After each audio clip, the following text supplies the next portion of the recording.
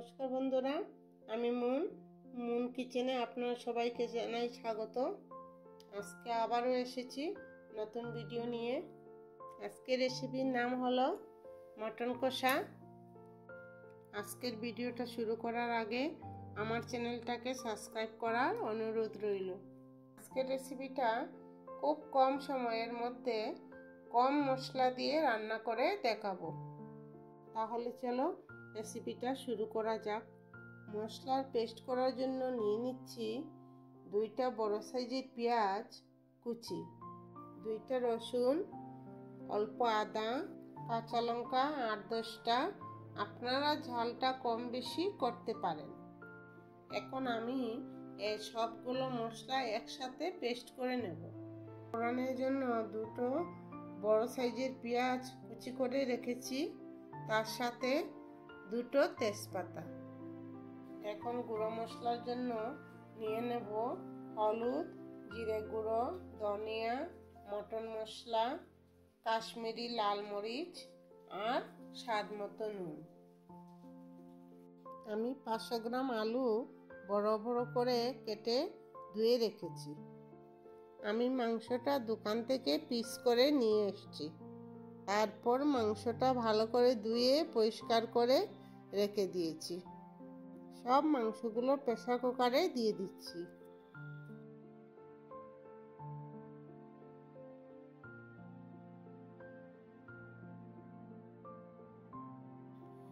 এখন মাংসটার মধ্যে 1 গ্লাস জল আর অল্প নুন দিয়ে প্রেসার কুকারে ঢাকা দিয়ে গ্যাসে বসিয়ে দিলাম।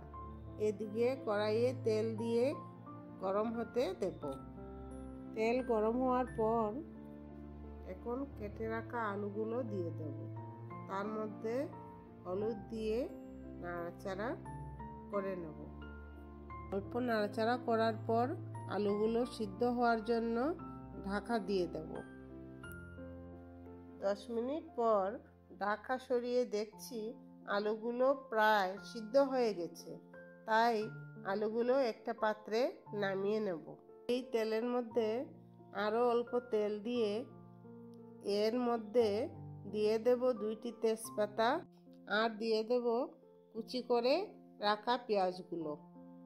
পেঁয়াজগুলোকে অল্প সময় নাড়াচাড়া করে নেব। এখন পেস্ট করা মশলাগুলো দিয়ে দেব।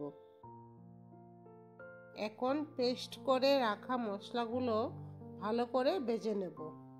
তারপরে দিয়ে দেব এর মধ্যে গুঁড়ো মশলা।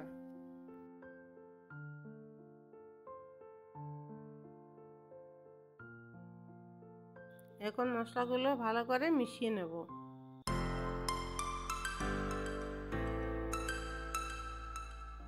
এখন মশলাগুলো প্রায় ভাজা হয়ে এসছে।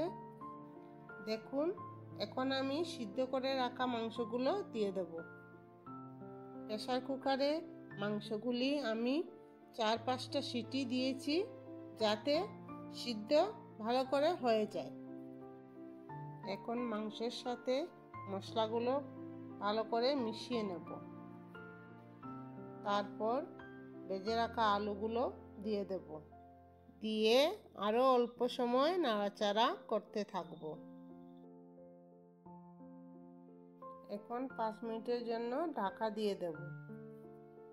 5 মিনিট পর ঢাকা উঠিয়ে দেখছি মটন কষাটা প্রায় হয়ে এসছে।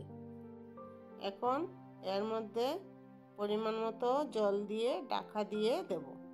আমি এখানে 1 গ্লাস গরম জল দিয়েছি।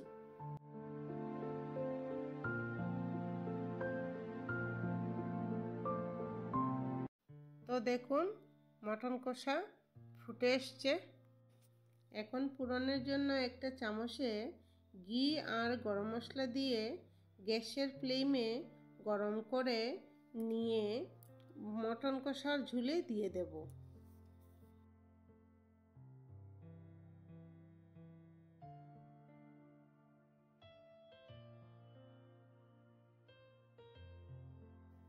অল্প নাড়াচাড়া করে গ্যাসের ফ্লেম অফ করে নেব। তো এইভাবে মটন কষা তৈরি হয়ে গেল। আপনারাও এইভাবে বাড়িতে বানিয়ে দেখবেন। কম সময়ে কম উপকরণ দিয়ে রেসিপিগুলো বানাতে। আর আপনারা যদি আমার চ্যানেলে নতুন হয়ে থাকেন তাহলে চ্যানেলটাকে সাবস্ক্রাইব করার অনুরোধ রইল। আর পাশে থাকা বেল বাটনে ক্লিক করে নেবেন, তাতে নতুন নতুন ভিডিও আপনাদের কাছে পৌঁছে যাবে। তাহলে আজ এই পর্যন্ত, দেখা হবে পরের ভিডিওতে।